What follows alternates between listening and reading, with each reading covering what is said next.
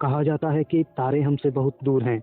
हम अक्सर रात के आसमान में तारों को निहारते हैं, पर एक तारा हमारे बिल्कुल नज़दीक है। हम उस तारे को दिन के उजाले में देखते हैं। वो हमारे सौरमंडल का एकमात्र तारा है। उसी से धरती पर जीवन है। वो तारा है हमारा सूर्य। सूर्य हमारे सौरमंडल का सबसे प्रमुख भाग है। यह हमारे सौरमंडल की सबसे भारी वस्तु है, जो पूरे सौरमंडल का 98% भार समेटे हुए है। अगर इतिहास देखा जाए तो यूनान के एक दर्शन शास्त्री अनाक्सागोरस ने सूर्य पर अपना तर्क रखा। उन्होंने कहा कि सूर्य धातु से बना आग का एक गोला है, जिसका आकार यूनान के दक्षिणी पेनिनसुला से भी बड़ा है, पर सूर्य देवता के रथ से छोटा है। पर उन्हें अपने इस तर्क के कारण सजा भुगतनी पड़ी। माना जाता है कि अनाक्सागोरस सूर्य के बारे में स्पष्टीकरण देने वाले पहले व्यक्ति थे।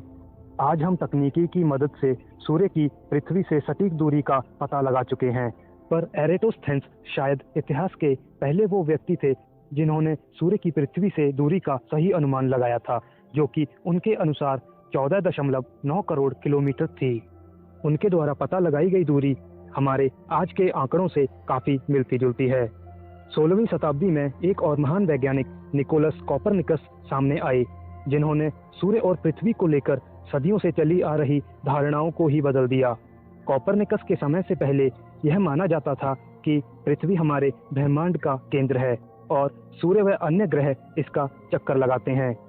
पर कोपरनिकस ने लोगों की इस कल्पना को चुनौती दी और इतिहास के वो पहले व्यक्ति थे जिन्होंने बताया कि सूर्य हमारे सौरमंडल का केंद्र है और पृथ्वी इसके इर्द गिर्द घूमती है। 17वीं शताब्दी की शुरुआत में गैलीलियो एक महान वैज्ञानिक के रूप में उभरे और उन्होंने सूर्य का अध्ययन दूरबीनों द्वारा करने की प्रणाली इजाद की। इस प्रणाली के उपयोग से सनस्पॉट और उनकी स्थिति के बारे में पता लगाया जा सका। सर आइजक न्यूटन मानव इतिहास के वो पहले व्यक्ति थे जिन्होंने सूर्य का अध्ययन करते समय प्रकाश को प्रिज्म से होकर गुजारा और यह सिद्ध किया कि यह प्रकाश बहुत से रंगों से बना हुआ है। सन 1800 में विलियम हर्शेल ने सूर्य के स्पेक्ट्रम में इंफ्रारेड रेडिएशन की खोज की और उसी समय जोसेफ वान फ्राउनहोफर ने पहली बार सूर्य से निकलने वाले प्रकाश से एब्जॉर्प्शन लाइंस का अध्ययन किया, जो आज भी फ्राउनहोफर लाइंस के नाम से जाना जाता है।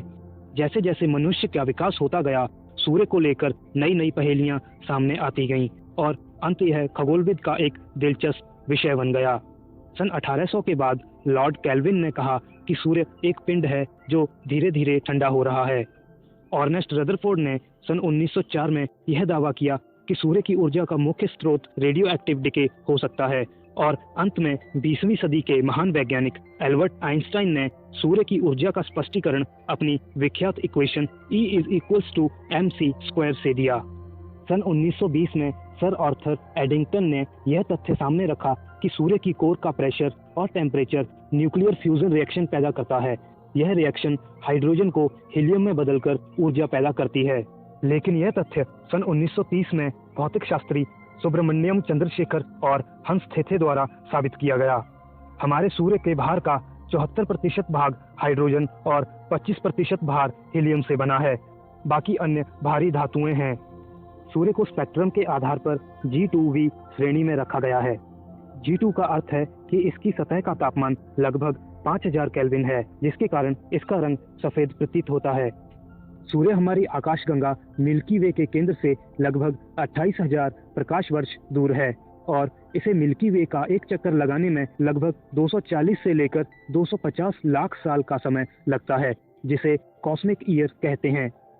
हमारे सूर्य की डेंसिटी 1,50,000 kg पर मीटर क्यूब है, जो कि पृथ्वी से 150 गुना ज्यादा है। सूर्य की आयु लगभग 5 अरब वर्ष है। हमारा सूर्य इतना विशाल है कि इसकी कोर से सतह तक पहुंचने में प्रकाश को 2 लाख से अधिक साल लगते हैं, जबकि उसी प्रकाश को सूर्य से हमारी पृथ्वी तक पहुंचने में 8 मिनट का समय लगता है। सूर्य की सतह पर गुरुत्वाकर्षण का मान यानी G की वैल्यू 273.95 मीटर पर सेकंड स्क्वायर है। सूर्य के कोरोना का तापमान लगभग 5 × 10⁻⁶ डिग्री केल्विन है। सूर्य का भार पृथ्वी के भार से लगभग 3,82,830 गुना ज्यादा है।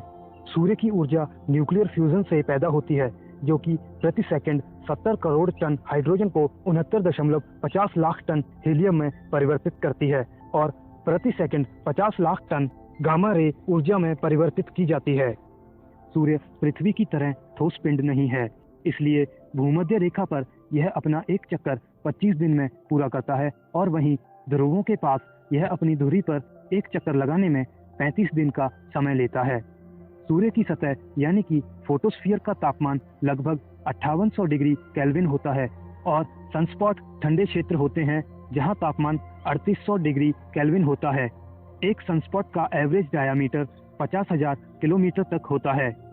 यह भी एक तथ्य है कि यदि सूर्य की कुल ऊर्जा को अगर एक सेकंड के लिए स्टोर कर लिया जाए तो यह स्टोर की हुई ऊर्जा अमेरिका को 90 लाख वर्षों तक रोशन कर सकती है।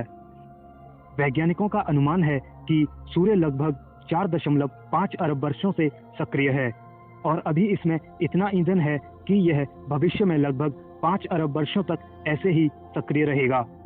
5 अरब वर्षों के बाद सूर्य हीलियम को और भारी तत्वों में परिवर्तित करना शुरू कर देगा और अंत में यह ईंधन की कमी के कारण फैलने लगेगा। लगभग 1 अरब वर्ष के बाद यह लाल दानव बन जाएगा। यह लाल दानव धीरे धीरे पूरे सौर मंडल को निगल जाएगा, हमारी पृथ्वी को भी, और जब इसका सारा ईंधन खत्म हो जाएगा तो अंत में यह सफेद छोटे से तारे में तब्दील हो जाएगा जिसे हम व्हाइट ड्वार्फ कहते हैं, जो कि बिल्कुल शांत होगा, पर यह नज़ारा देखने के लिए मनुष्य मौजूद नहीं होगा।